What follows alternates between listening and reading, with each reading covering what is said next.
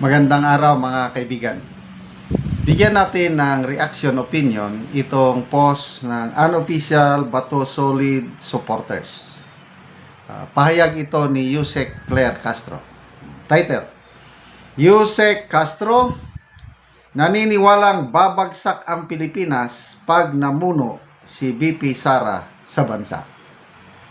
Naniniwala si Palace Press Officer Attorney Claire Castro na hindi magiging maganda sa bansa ang maaring ikabagsak ng Pilipinas kung sakaling maging presidente si Vice President Sara Duterte.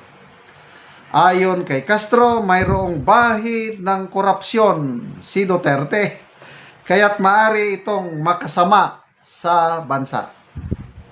Sinabi ito ni Castro sa gitna ng mga panawagan sa kasundaluhan na paalisin si Pangulong Marcos Jr. sa pwesto. Ito ang pahayag, tanong ni Auntie Claire. Mas gugustuhin po ba nilang ibagsak ang gobyerno at ipalit ang mga taong may bahid sa korupsyon? Yung hindi makapag-explain sa kanilang confidential funds, parang hindi naman po ganyan ang mga uniform personnel at officials. Okay, comment ako ha. Kaming mga uniform personnel, alam namin ang kalakaran sa confidential funds, Auntie Claire. Hindi binubusisi ako naging commander ako. Meron akong intelligence officer. Tiwala ang punan diyan. Kung paano gamitin ng aking intelligence officer yung kanyang pundo na natanggap. Hindi ko na inuutingkay mga resibo niya or ano. Basta importante may resulta. Ang mga agents, mga deep penetration agents kung tawagin namin, pinapapirma din yan. Kailang yung mga pangalan nila, hindi yan ang ilalagay sa resibo. Kasi kailangan mag-submit pa rin ng clearing documents. Kaya yung Mary Grace Piatos, normal yan sa paggamit ng confidential intelligence funds.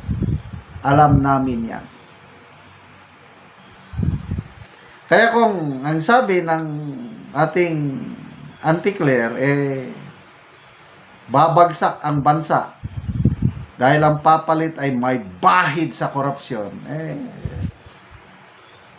pabayaan na lang natin siya dahil yun ang paningin niya.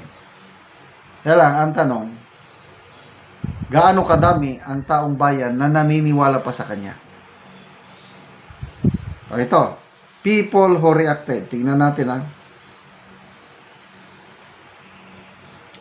11,000 people who reacted sa kanyang payag. 9,500 ang tumatawa, hindi naniniwala sa kanya. 799 ang galit. 1,000 lang ang nag-like. So, percentage-wise, mga 10% lang ang naniniwala sa kanya. 90% tinatawanan, galit ang netizens sa pahayag na ganito ni Auntie Claire. Okay. Comments. J. Alegres, may sayad o may bayad? Siyempre, yan ang hanap buhay niya Laki kaya ang sweldo niya.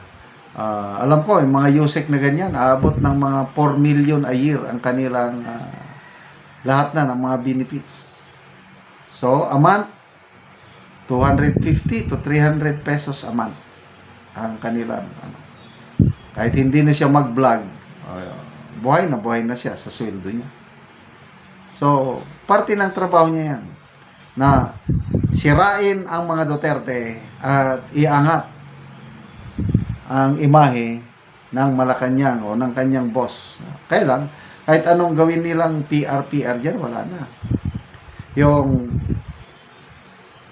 WR numero na survey, pinaka-latest, November, Grabe, one of the most, sabi ng presidente, CEO ng WR numero, Professor Clive Argelies, BBM is now becoming one of the most unpopular president in our nation's history. Kasi yung 21% na satisfaction rating na, isa na yun sa pinakamababa. Halos parehas na sila ni Gloria Macapagal Arroyo. Di ba? Naging unpopular din si Gloria Arroyo dahil sa mga kinasangkutang anomalya. I am sorry. Hello, Garcite. So ito, pag panluloko sa eleksyon kay Gloria, ito naman ngayon, panluloko sa taong bayan sa pamamagitan ng budget insertion. Grabe. Flood control anomaly kaliwat kanan. Kaya lumalagapak na. Pati Pangulo mismo nagsabi, inamin niya, wala nang katiwa-tiwala ang taong bayan sa atin. Kaya kung ano-ano na lang ginagawa para maiangat nila, mabawi nila ang tiwala ng taong bayan.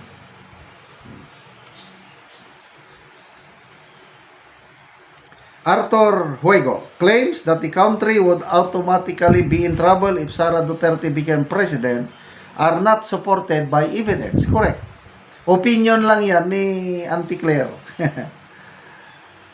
Evelyn Anke, Pagsure, Maring Claire. Walter Alaba, ambularyo ka ba? O arbularyo. Manghuhula o abogago?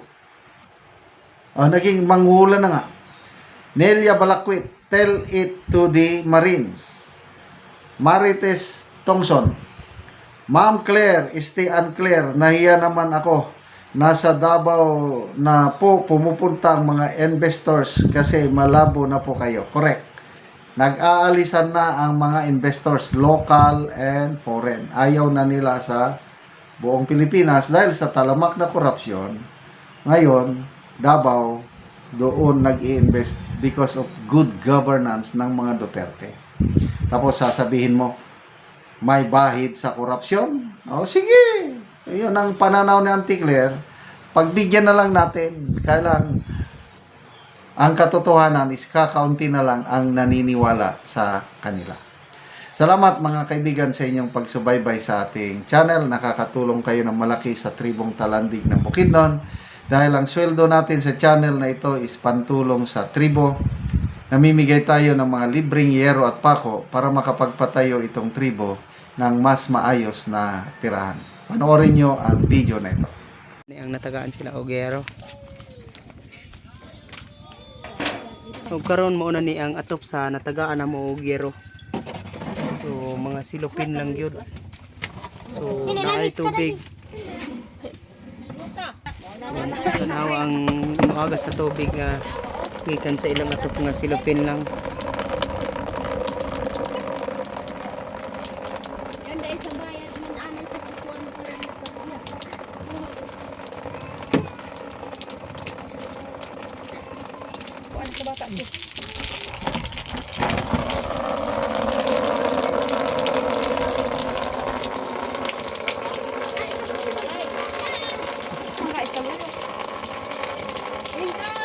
Silupin lang ilang atop na ay mga tubig umuulan.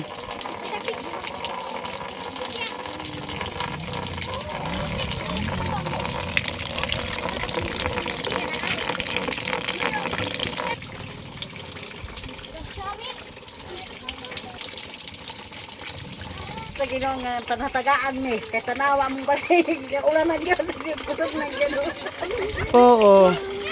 Nga pila naman ni Auntie ka bulan nga inyong atop nga silupin lang nga kung muulan diha lang mapundo ang tubig. Dugay-dugay na gyud ni pa. Pila na ni Auntie ka tuig? Ibarag to upat na gyud ka tuig. 4 na ka tuig. Nga silupin lang. Okay gyud ni. Nga inyong atop Auntie. So kung mag-ulan na sa inyo ang ulan. Ana gyud. So nahimo nang sanda yung Auntie inyong balay inyong atop Lawag na gyud nga tubig. So karon nga matagaan na mo Auntie Ogero, makatop na mo. Matok na gyud. May na lang, salamat lang si Ginoo kay natagaan ni. Oo, kani si Auntie Lili ni siya kalakaw. Ay napiyag na ko tungod Napiyag. sa nahulog na sa truck. Nahulog siya sa truck. balay ni Gid. Napalingkamot ta makabalay ta. Palingkamot unta daw siya nga makabalay sila unsaon man nga nahulog siya Nahulog nabalian. na, So karon wala na. salamat siya sa Ginoo nga natagaan na sila og yero.